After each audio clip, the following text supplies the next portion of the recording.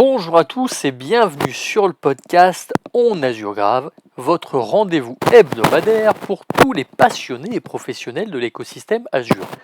Je m'appelle Arnaud Morvillier, je suis architecte solution cloud Azure MVP et fondateur de la société Grouna. Alors, ce nouvel épisode sera l'occasion de décrypter ensemble l'actualité Azure de la semaine 27 qui s'étale du 1er au 7 juillet. Mais avant de débuter, place à notre petit jingle. Bienvenue sur le podcast On Azure Grave dans lequel nous décryptons l'actualité du cloud Microsoft Azure semaine par semaine. Pour ne rien rater de nos épisodes, n'oubliez pas de vous abonner.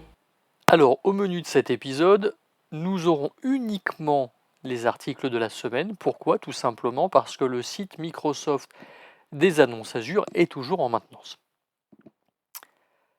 Alors, débutons dès à présent les articles de la semaine par un sujet autour de l'intelligence artificielle. Cela ne vous aura pas échappé, car nous en parlons chaque semaine, mais nous sommes à un moment crucial où l'intelligence artificielle passe des concepts théoriques à des applications concrètes dans la vie quotidienne. D'ailleurs, la plateforme cloud de Microsoft joue un rôle central dans cette transition, notamment au travers de son partenariat avec l'entreprise OpenAI, mais aussi des nombreux investissements dans le domaine. Ainsi, Microsoft fournit des outils et des services pour les développeurs. Tentons de voir comment cela se traduit sur la plateforme Azure. Alors, en termes d'accélération du développement avec Azure AI, Azure AI permet aux développeurs de créer des applications plus rapidement grâce à des outils familiers.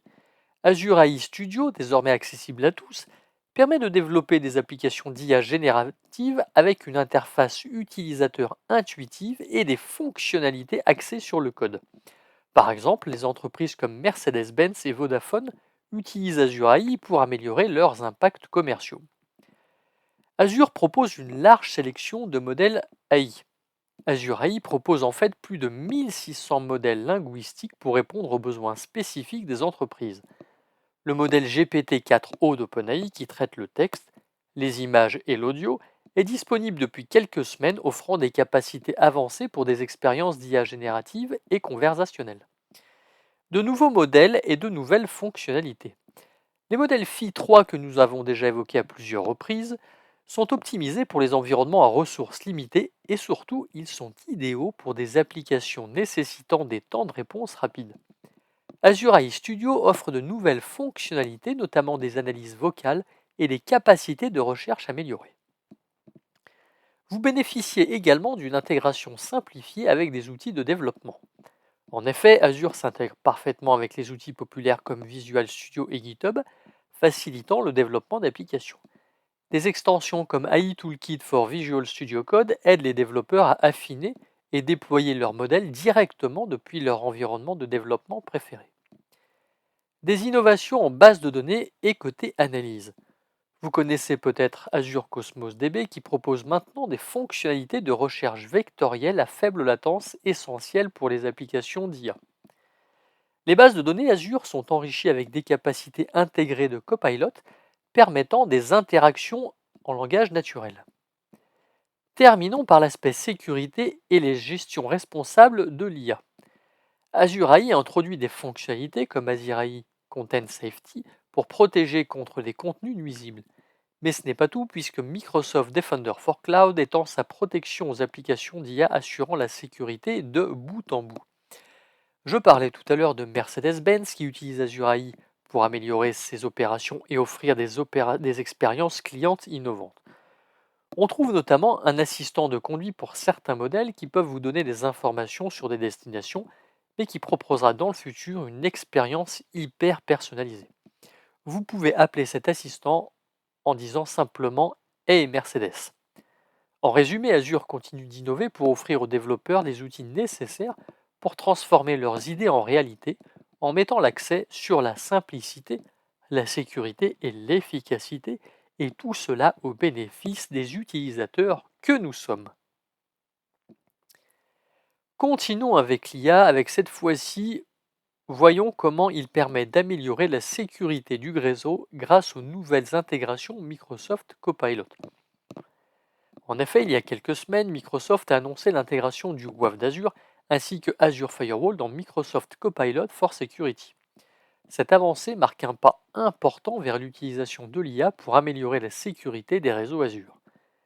Mais avant d'aller plus loin, peut-être est-il bon d'expliquer ce qu'est Copilot for Security. Eh bien, Copilot for Security est un outil d'IA conçu pour aider les équipes de sécurité à analyser rapidement et efficacement les menaces.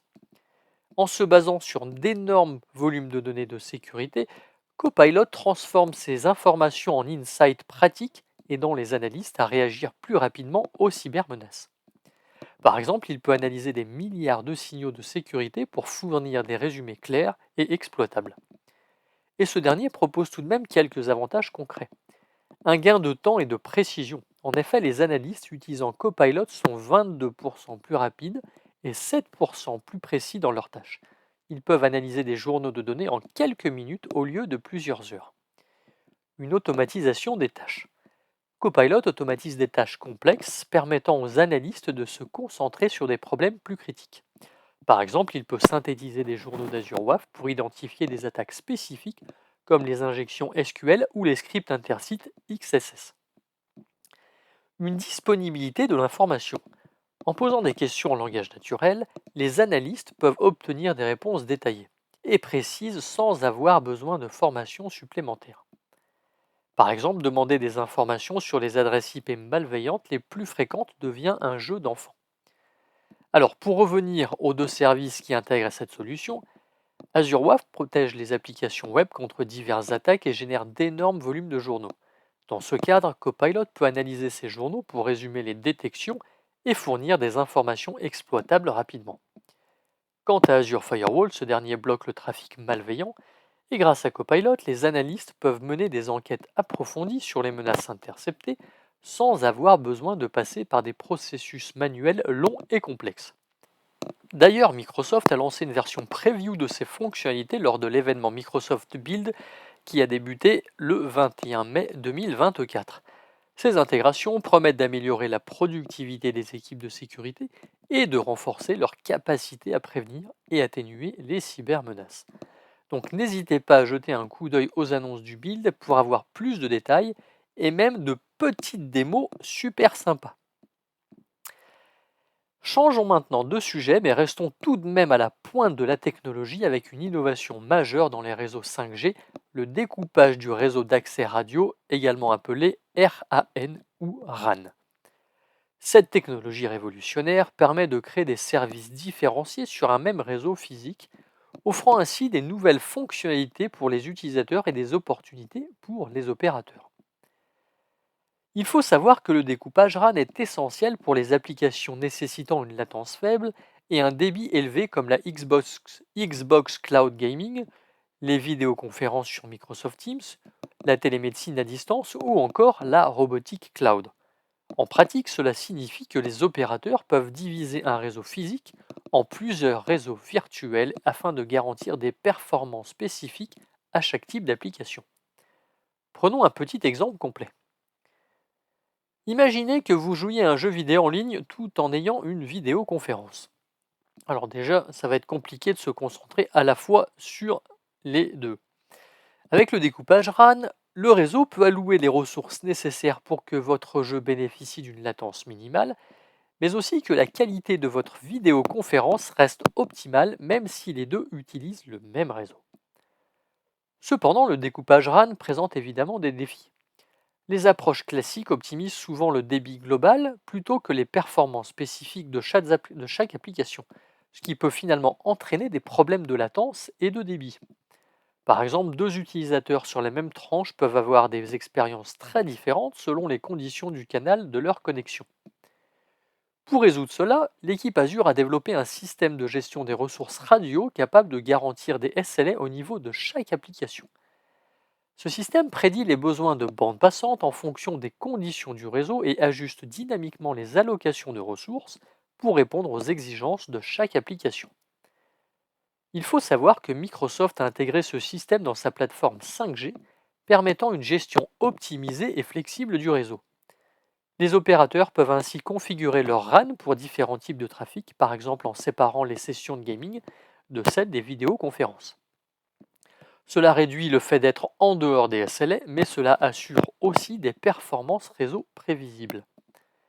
Imaginons qu'une nouvelle application de télémédecine soit lancée et requiert une bande passante constante pour des consultations vidéo à haute définition. Eh bien, le système de Microsoft peut garantir cette bande passante, même si d'autres applications sont en cours d'utilisation sur le même réseau. Comme vous l'aurez compris, l'idée est d'avoir une meilleure maîtrise des réseaux 5G, offrant par la même occasion aux développeurs de créer des applications plus performantes. Le découpage RAN est une étape clé dans cette direction, supportant des applications créées critiques avec une bande passante prévisible et soutenue. Donc, pour faire simple, en fait, c'est comme si vous apportiez de la QoS sur vos différents réseaux. Alors, est-ce que vous avez déjà entendu parler du terme Rust Belt, que l'on traduirait en français par ceinture de la rouille? C'est en fait le surnom d'une région industrielle du nord-est des États-Unis. Eh bien, sachez que la Rust Belt américaine, autrefois connue pour son industrie lourde, entre dans une nouvelle ère d'innovation grâce à des milliers de startups et une culture de résilience. Corey Sanders, qui est vice-président d'entreprise pour la branche Microsoft Cloud dans le domaine de l'industrie, a exploré cette région pour découvrir comment l'esprit entrepreneurial stimulé par le cloud dynamise les habitants et les entreprises. Son voyage a débuté à Cincinnati, où il a rencontré Devon Allen, une collègue de Microsoft qui a quelques racines locales. Tous les deux ont découvert comment les habitants de la région forment la prochaine génération de talents, rendant la communauté florissante. Devon a visité Synthetaic, une start-up fondée au sein de l'incubateur Titletown Tech, une collaboration entre les Green Bay Packers et Microsoft.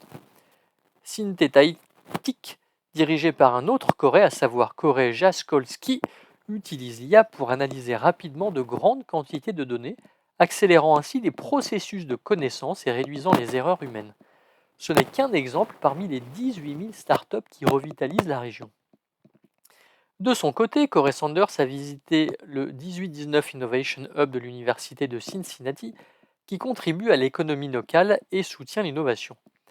Il en a profité pour assister à un cours et discuter avec des professeurs et des étudiants sur l'impact de la technologie et de l'IA dans divers secteurs.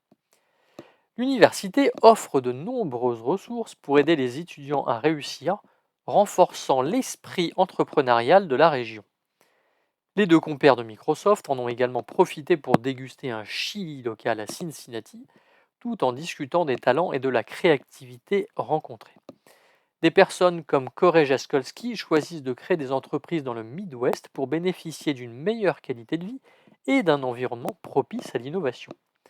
Les étudiants de l'Université de Cincinnati montrent également un dynamisme prometteur, ce qui renforce l'idée que cette région est en train de devenir un Silicon Heartland. Et pourquoi ne ferions-nous pas nous pareil dans les régions du nord de la France, où pendant des décennies l'industrie du charbon a tiré la région vers le haut? Elle est aussi remplie de talents qui n'attendent qu'un petit coup de pouce pour leur donner un second souffle, d'autant plus que ces régions sont parmi les plus pauvres de France. Donc s'il était possible également d'attirer les talents et utiliser les talents qui sont implémentés dans ces régions, ce serait vraiment une bonne chose. Voilà, donc c'est la fin de notre podcast. Alors je vous prie de m'excuser un petit peu pour la qualité du son. Je suis actuellement en vacances et j'ai pas forcément le même matériel qu'habituellement. Donc j'espère quand même qu'il sera suffisamment audible pour que vous puissiez en tirer des enseignements. En tout cas, pour ma part, je vous souhaite une excellente journée et je vous dis à la semaine prochaine pour un nouvel épisode. À très bientôt.